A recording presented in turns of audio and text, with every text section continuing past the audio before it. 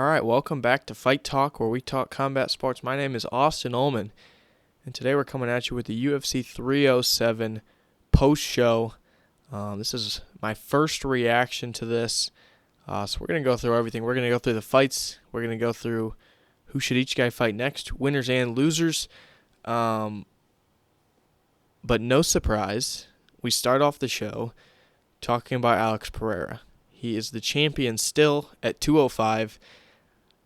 In my opinion, one of the best four fighters we've ever seen in this sport. And it's actually interesting because I uploaded the video Friday night where I talked about, is Alex Pereira on the UFC Mount Rushmore? I talked about my UFC Mount Rushmore.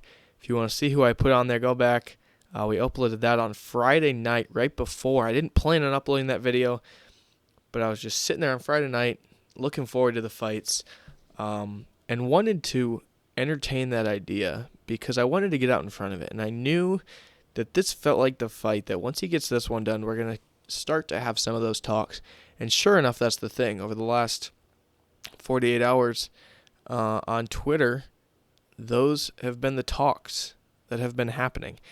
A lot of people talking about Mount Rushmore's, whether he can be the GOAT. Not anyone saying that he is the GOAT, but whether he can be the GOAT.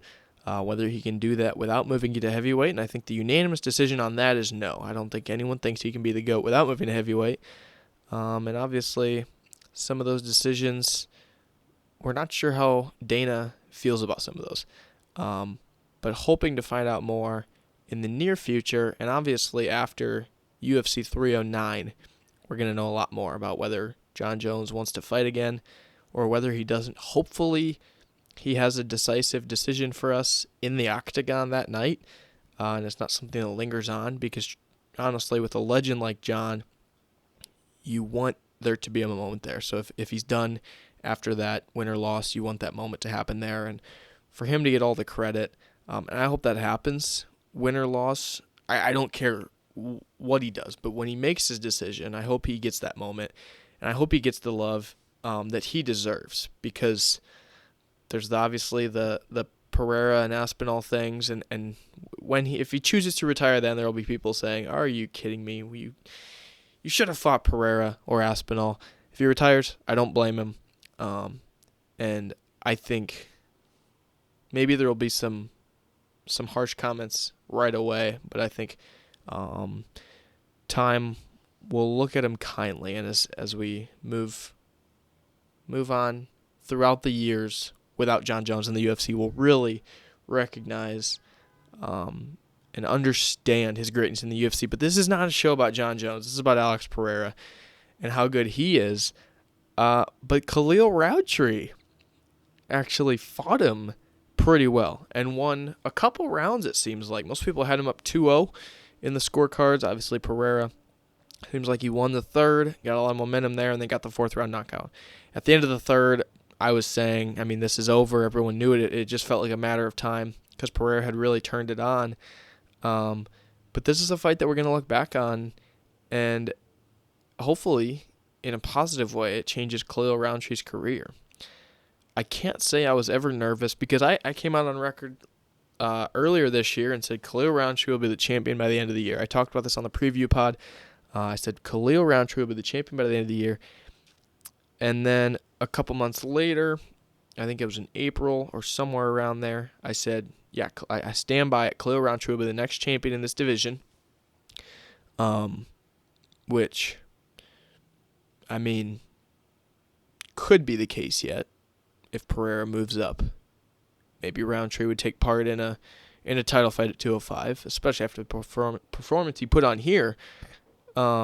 And honestly, Khalil Rountree just fought a heck of a fight. And I think a lot of people say, well, maybe if he gets that one shot. This wasn't a one shot. He had a great game plan. You can tell that he worked on a lot of things to counter what Pereira does well and did a nice job of it. The stamina was always going to be a thing, obviously, with the altitude. But also just the fact that he was really busy those first two rounds. In order to win those rounds, he couldn't fight Khalil Rountree style. He had to fight in a style in which he was moving in and out constantly and just landing strikes. And they weren't massive strikes, but they weren't small. They were good strikes. but it required a lot of movement, and you could tell that that wasn't a pace that he was going to be able to keep up for 5 rounds. And so he did what he needed to. By the 4th round, I consider myself to be a Khalil Roundtree fan. I love him. I love watching him. And I've always thought that, just watching him, he's just a violent fighter. We've never seen this side of Khalil Roundtree where he's just hanging on and putting in a Rocky-type performance there in the 4th round, because he's been on such a dominant run before this. But back to what I was talking about before, I was never nervous that Khalil was going to win this fight. I wasn't, because then I picked Pereira to go back. I picked Pereira to win. I thought there was just, I made that decision before I had seen Pereira at UFC 300 and at UFC 303. Obviously, Pereira went from a good champion, strong guy, after beating Yuri the first time, to what feels like an invincible superstar in the sport after beating Yuri the second time. And that's where we're at now coming into this fight. And so obviously it wasn't so much that I didn't trust Khalil. It was just that I had so much more confidence in Pereira. And so I picked Pereira, and at no point was I worried about that. It felt like he was in pretty good control of the fight the whole time. The missed head kick, and then Roundtree got that shot on him whilst Pereira was kind of turned around. That was the one moment in the fight where I kind of flinched, and I was like, oh my goodness, is he really going to do it? But kind of just missed there just a little bit on the big punch. But in that 4th round, it was fascinating. I mean, you've got a guy in Roundtree who, I couldn't see it well on the TV, but you could hear the announcers talking about, that part above his eye kind of just flapping, and that was, as big of a cut as you'll see in that spot. And then obviously super busted up in the nose, and then really the rest of the face. You can see it on the graphic here on ESPN. His face is bright red. 129 total strikes, 92 strikes to the head, rather. 18 to 22 for Pereira to the legs. Obviously 0 takedown attempts from either guy. Ton of respect there. But in that 4th round for Roundtree, man, I don't know if I've ever felt that for a fighter, what I felt for that guy. I'm usually, in these main events, I love watching guys like Pereira and Aspinall get finishes. Truthfully, I'd rather watch a good battle for 5 rounds. Just because, we get these once a month. I wait for these championship fights. And if they end really early, even if it's a guy that I like, I tend to be disappointed. I look at a fight like Sean O'Malley and Aljamain Sterling. I just tend to be, I love it, but I tend to be disappointed because I was like, oh, I really wanted to see some more rounds of that. And so usually when you got a guy like Pereira, you can just kind of tell when he's got a guy on the ropes. But you just want him to make it one more round. I felt it at the end of the 3rd round, and I felt it at the beginning of the 4th, and I was like, oh, if he can just make it one more round, if we can just bring this thing to the distance. I want to highlight knockout. Basically what I want in every fight is Gaethje Holloway, and obviously that's not possible. A knockout, but right at the end, so we can see all 5 rounds, right? But listen, this was, I found this to be a fascinating fight, and it was a lot of fun, but so I just wanted to see one more round. I just wanted to see him get to the 5th, maybe. And for the first time, likely ever in a fight, I truly wanted that thing to be over. When they made the comment about the cut above his eye, and I could just see his face, and once he started to throw strikes in what looked like slow motion, it looked like when you're watching something and you move it to like 0.25 or 0.5, like on YouTube, it felt like true slow motion. You could just tell he was done. And it was a good shot to end it from Pereira. Pereira was going high, and it was a great move to get 2 big shots to the body, which opened up the head one last time for the finish. It was a good finish, but it felt like, if this thing doesn't end soon, it's going to be like just a disgusting head kick or something. And I just didn't want to see that for Roundtree. He just fought so hard. He was battling, and he was just so injured and so out of it, and he had no shot. In fact, in boxing you'll see it more often, but I would have considered at that point in his team throwing in the towel and just saying this fight has to be over, because this guy has a future yet, and he can fight for the title in the future, and there's good things ahead, and we don't want to end that on this night against a guy who's just devastating. We heard Mark Goddard say it after. The punches, I've never seen anything like this. What Alex Pereira is doing in there, the sound of the punches are different than anything I've heard. And so I felt that where I really wanted the fight to be over, in a sense. I mean, it was incredible because I've never felt anything like it. And it's not like I'm a Khalil Rountree super fan by any means, but you could tell that was not ever going to go in a positive direction once we hit the fourth round there. It was quite obvious, and Alex was walking him down. Alex showed something a little different in the fourth round, which was some big-time head movement. We'd never seen that before because we've never really had to see that before from him. But the guy showed, I mean, you can see there's like a 15-second clip rolling around on Twitter. It's incredible. I mean, it's a lot of people have said, and I think they're right, it's like a McGregor Eddie Alvarez clip where every single punch, Pereira's just moving back a little bit, and Rountree's missing every punch. And this was before Rountree was super slow. I mean, these were quicker punches that Pereira was dodging and then coming in on it. He wasn't just going back and missing the punch, but he would come in and counter with a nice punch of his own. Listen, fighting style-wise, Pereira did good. I thought Rountree, I mean, the first 2 rounds, what he did was perfect. It was almost that, like, KSI type style, like against Tommy Fury, where you're staying back, and then all of a sudden you charge in.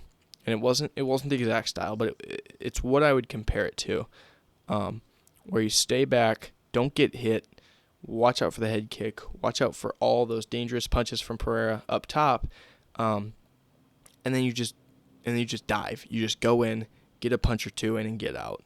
And that's what he was doing. And at the end of the day, it hurt him because he couldn't do it for 5 rounds. Just too much at the elevation, stamina. It couldn't happen. But it was a nice way to win 2 rounds. I mean, being up 2-0 against Alex Pereira is like anyone's going to take that at this point, even if you find yourself extremely tired. And he was. At the end of the first round even, you could see him. He went up against the octagon side. I mean, he was gassed. He had no shot. But listen, stylistically, he did everything he could. Pereira, really good. The leg kicks were difficult because Rountree's a southpaw, and so that made things tougher on him to get leg kicks, and he was still 18 of 22 to the legs. And Rountree was 11 of 13. Both guys are big-time leg kickers, and it didn't play a massive factor.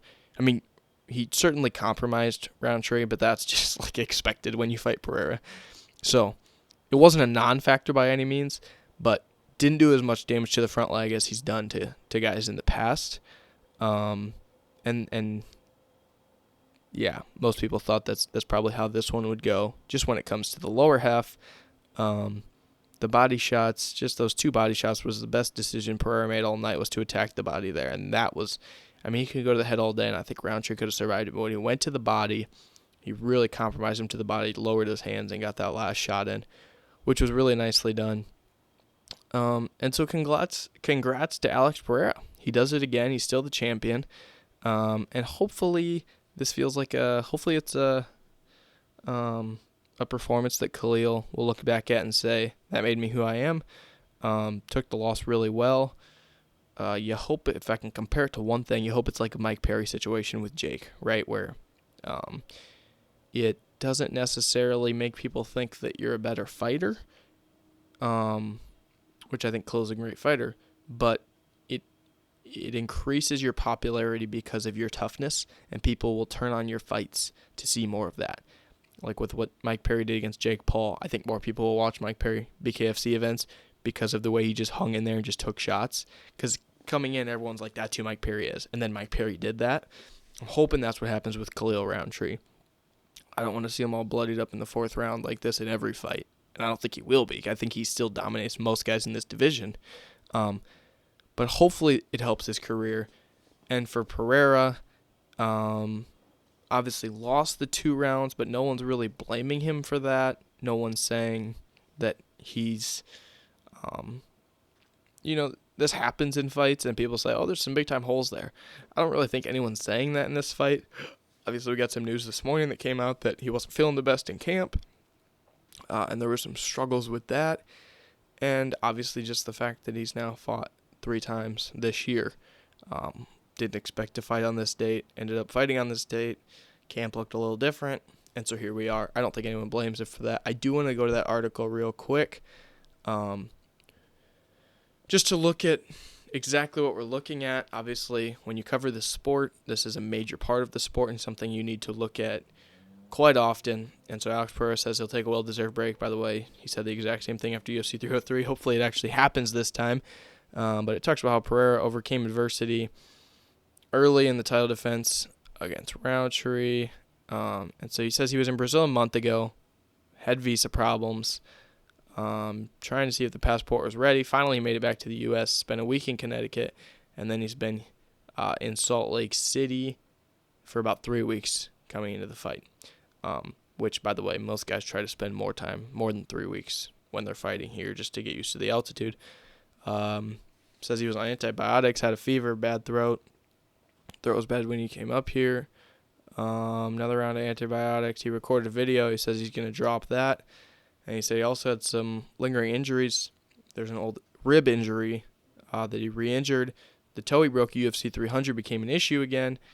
And so obviously now he's defended his belt 3 times in 175 days, which is a UFC record. Says there's a limit. Wants to push himself as much as he can. He's 37. He wants to take advantage of time, but he does need a break. There's no doubt about that. He needs a break, and he's gonna get it. I mean, we're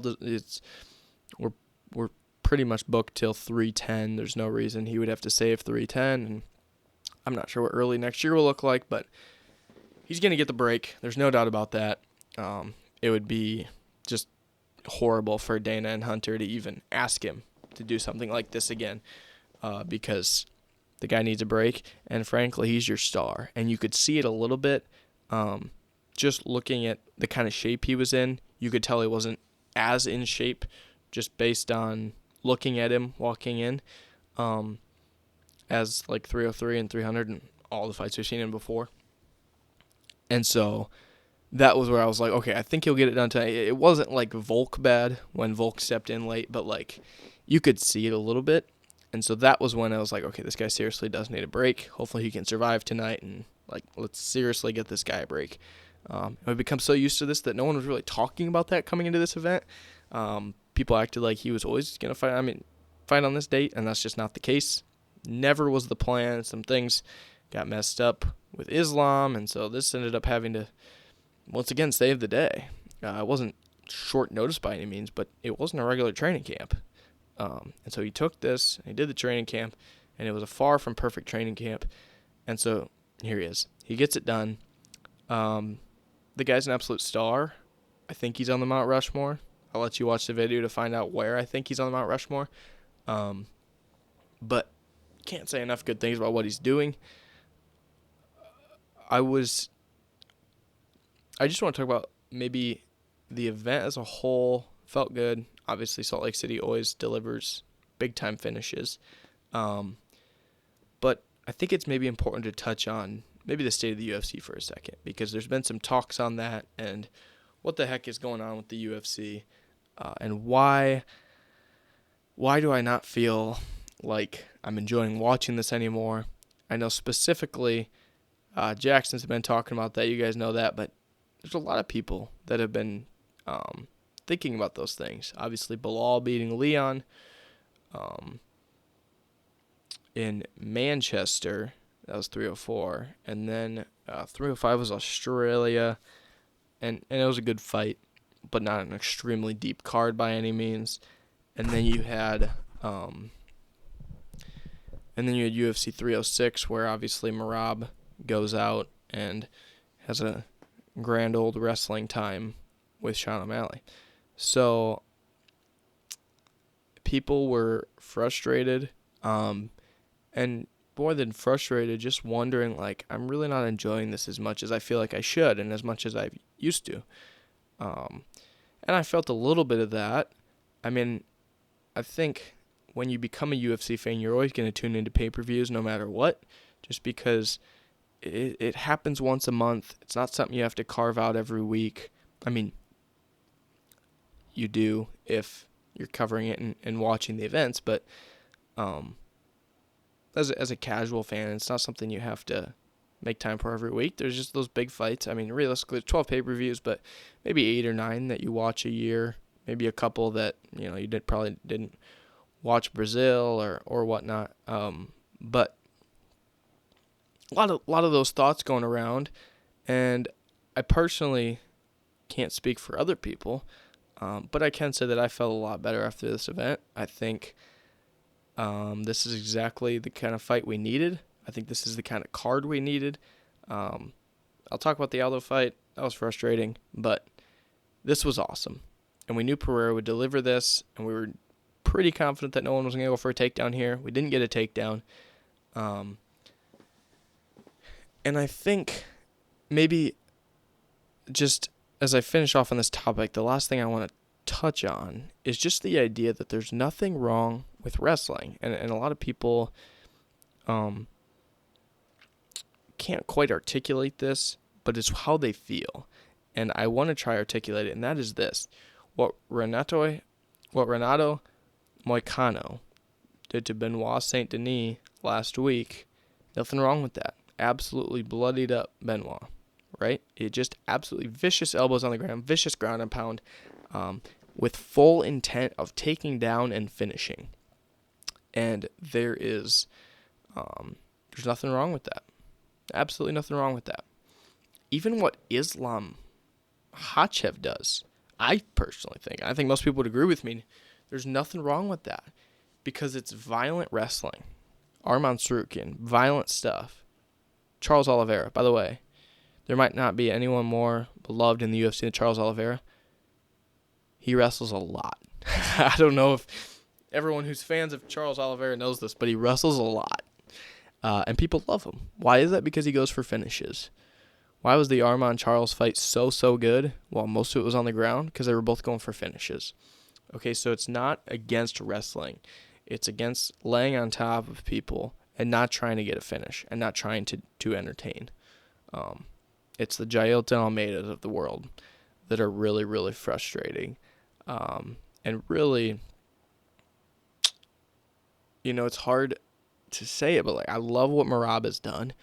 But there's not quite enough urge to finish there.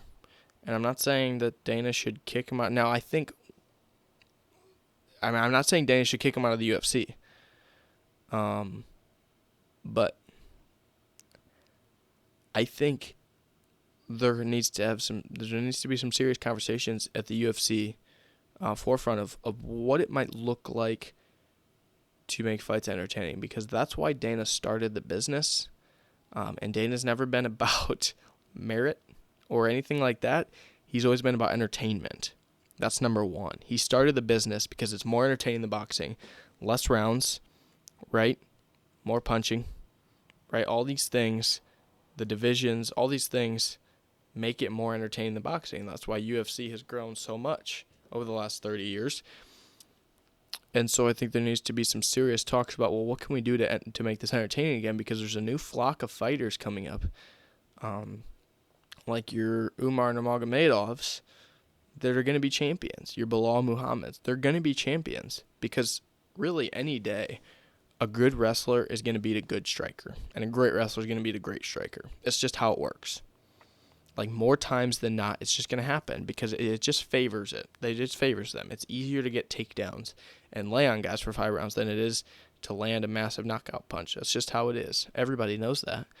And so I think we're entering a phase where Umar's a champ soon, and Merab's a champ right now, and Bilal's a champ, and there's all these guys who are doing this. And then, by the way, there's nothing wrong to me with Islam being a champ or Tom Aspinall being a champ. Tom Aspinall wrestles a good amount, by the way, right? A lot of these guys wrestle, but it's in an entertaining way. Moicano, entertaining wrestling.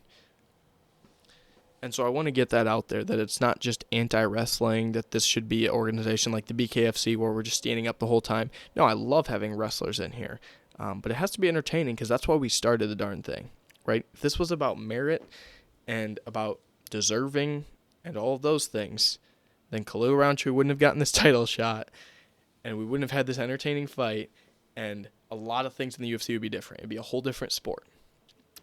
But this business is about entertainment and excitement, and because of that, decisions need to be made based off that. And I think the easiest one that I can think of right now is just we saw in the Aldo fight, I forget who was reffing, but step in and stand him up. Do it a lot quicker. I've seen that like twice in like this year I can think of. The Kopylov Almeida fight at, I forget exactly where that was, UFC 302 I think. And then that Aldo fight. So do it a lot quicker. I think that's the first thing. If guys are going to hold on the cage like what was happening from Batista to Aldo, if Batista's going to do that, do it a lot quicker. Make a change. Like, hey, if you're going to do that for like 30 seconds, stand him up every time. And if he does it 3-4 times in a row, 10 seconds, stand him up. Because, yeah, it's entertainment business, and we need to remember that. Entertainment comes first.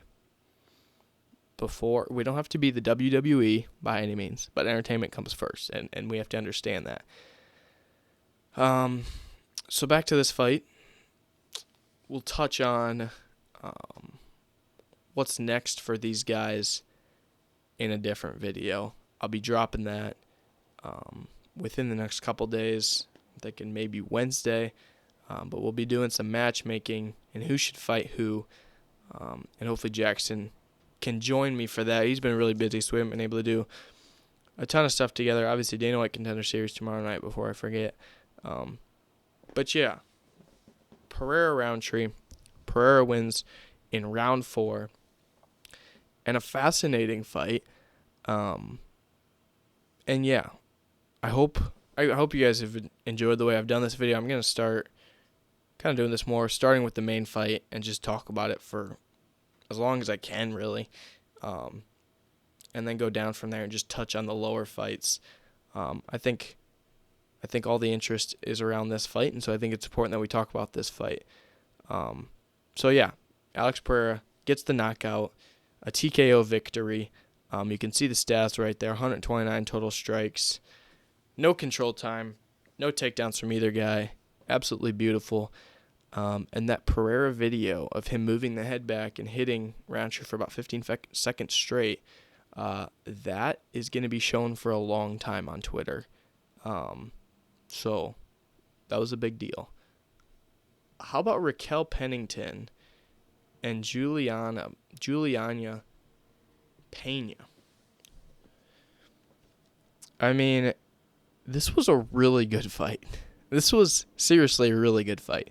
And I mean, you can see it right there. You've got, so Pennington came in as the favorite. Obviously, Pena won the fight. Controversial scorecards. She won via split decision, 2-1. But look at that, 112 to 123 total strikes, which, by the way, Pereira was 129 to 62.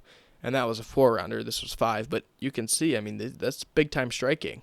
We did not expect this coming into this fight. 92 to 92 in significant strikes. Shots to the head, Pena landed 82, 29 from Pennington to the body, 6 to the legs, and then 5 minutes and 40 seconds of control time for Pena and only 33 seconds of control time for Pennington, which was a surprise. Not that Pena had more control time, but that Pennington only had 33 seconds of control time after the fight she had on Strickland's card at UFC 297 this last January. No takedowns, two takedowns for Pena. Pennington landed a massive right that dropped Pena. That was the one shot that dropped someone. And so obviously the biggest thing with this fight to talk about is what's next, and we'll hit that in the next video. I mean, listen, there's not much to talk about there. We already know who's next. She fought on this card as well. But congrats to Juliana Pena. She's the champion once again, I personally have to watch this back to score it. I thought Pennington won, but both women had their moments through this fight, and it was a really good fight.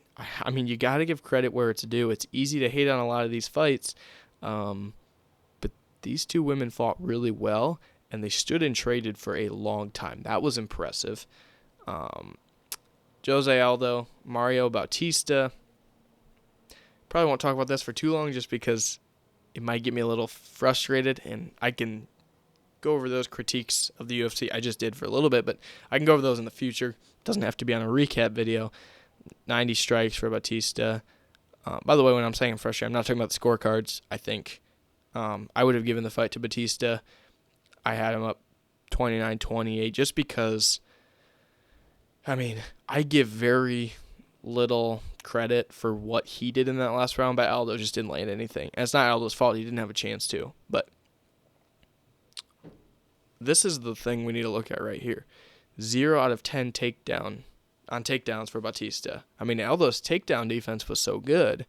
But then obviously every single time, probably all 10 of them, they just went cage side, and Bautista just rammed his shoulders into him and stayed there for a good 2 to 3 minutes. So no takedowns in this fight, but the entire fight was grappling on the cage side. Really boring fight in that sense. But when Aldo would get loose, Aldo was really winning the exchanges like big time. Now, part of that may have had to do with the crowd noise. They were behind the King of Rio a lot. But he was winning the exchanges. He landed some big punches, and he was throwing hard. I mean, he was putting a lot of power behind those punches. He was trying to do some significant damage. But in significant strikes, it was pretty even. In total strikes, Bautista actually won. But I would argue Aldo's significant strikes were much more significant, if that makes sense. Yeah, not much to the legs. 7 minutes and 15 seconds of control time. So, 15-minute fight. Half of it was with Bautista controlling, and Aldo didn't outland him enough in the other half to end up winning the fight. Will be interesting to see what happens next with Aldo, whether he calls it quits or continues. I mean, he did a great job with the takedown defense, but he maybe was a little low on stamina and energy, and also you just have to be able to get out of those exchanges because he was winning the fighting exchanges. He looks good. It's so hard because he looks good, but at this point in your career, you can't be. I mean, you're a Hall of Famer. And if you're losing to Mario Bautista and trying to fight in a division with Umar Nurmagomedov and Merab, it's just not going to happen, right? Like, we can be honest about that. He's winning. He's barely winning the striking exchanges against Martinez and Bautista. I don't think he's going to win striking exchanges against Corey Sandhagen and Sean O'Malley. And honestly, I'd rather just separate the eras. Just separate them and understand that Aldo was the GOAT of the era before, and that we have a lot of good fighters like Umar and Merab and O'Malley. But again, if Bautista's taking half the fight, has control time, we know what Umar and Merab would do to him. So, honestly, hope he retires, but it is hard because he does look really good and can beat a lot of guys in this division. And I wouldn't have been mad if they gave him the scorecard. I mean, one scorecard he did win. So it's not like it was a blowout of a fight. It was a very close fight. And he looks really quick and really good for his age and for the time he took off. So, obviously, with the Merab fight, we've already seen that, and we've seen how it goes. So, it's hard, but I think it's time. Roman Dolidze gets the win over Kevin Holland. I was not able to watch this fight. I watched the last 3 fights, but I was at the Baylor-Iowa State football game on Saturday, and so I missed this one and all the fights before this, although I did end up seeing what happened here. Obviously, Dolidze gets the win. Holland gets injured, but it seemed like a pretty decent fight. And then Kayla Harrison, you can see the scorecards there. She won all 3. She won 2 of them 30-27, one of them 29-28. She's 18-1 now. She was the big-time favorite, but it was closer than people thought. She got bloodied up a little bit, so it's good to see that she's human. But she better be next for the title fight. We'll talk about that more later. And then Joaquin Buckley gets the victory. Obviously, you can see Wonder Boy's face right there. That is not good. Buckley won the whole fight decisively and then got the finish in the third round by TKO. But it was close to just a dead knockout because Thompson went down and was not getting back up. So another highlight victory for Buckley. And honestly, out of all the fights, maybe this is the one that's most exciting to talk about what's next. For Wonder Boy, I think what's next is nothing. I think he should be done. There's too many. Welterweight might be the deepest division we have. There's just way too many guys like Buckley that would beat him in the same fashion. And so he's done great things for this sport, but he's the second guy that I am calling on this card to call it quits. For Buckley, there's so many things of what's next. This guy is uber talented, and he's only getting better. I mentioned this on the preview pod. Stylistically, there's some things that are still hard just with his size, but massive, massive power and so much talent. Lucindo beats Rodriguez. Hernandez beats Hubbard. Cesar Almeida picks up a unanimous victory decision over Iho Patera. I have to watch that one. I have to check the stats. I didn't see what happened here. Looks like Patera had a couple takedowns, not much control time, and it looks like Almeida just outstruck him. About what I expected there, and then Spann wins, Pennington wins, and Court McGee wins. So that is your UFC 307 recap. Alex Pereira, and still the UFC light heavyweight champion. I will be coming at you guys within the next couple days with a video doing some UFC matchmaking and talking about more of the fallout of this fight. There's a lot to come. And then hopefully talking about Royval and Tara. That's going to happen on this Saturday. And then it's only 3 weeks until UFC 308. So I'm excited for that one. That's the first event, pay-per-view in a while that I'm going to be able to watch beginning to end. Last two have been at college football games. And it's just fall, so things are ramping up. And the one before that, I was busy for the beginning of the card. So things are ramping up sports-wise and all kinds of things. And so the UFC has fallen on the back burner a little bit. But I am excited for what's next because my schedule just got a lot more free at college. My Mondays, Wednesdays, and Fridays are completely off now. So I'm excited to upload more videos, talk more UFC. And Jackson's going to be a lot more free soon as well. And so for now, Alex Pereira is the champion. And I'm excited to talk more about the fallout of that, what that looks like. The goal is to start coming out with more news episodes as well, like we used to do on the Spotify, just weekly news stuff. Kind of falling out of that just with routines. And then obviously more YouTube content on this channel, and obviously the pay-per-view stuff, but hopefully more previews and recaps for the fight nights. Never talked about the Moicano Saint Denis. We will talk about that soon. But yeah, with that, I will see you guys in a couple days. Alex Pereira defeats Khalil Roundtree, but Khalil Roundtree, I mean, what an amazing performance. You love to see that. Hopefully his career only goes up from here. And hopefully both of these guys can get a lot of time off to recover for the next fight and fully be in shape. But for now, I am Austin Ullman, and I will see you next time.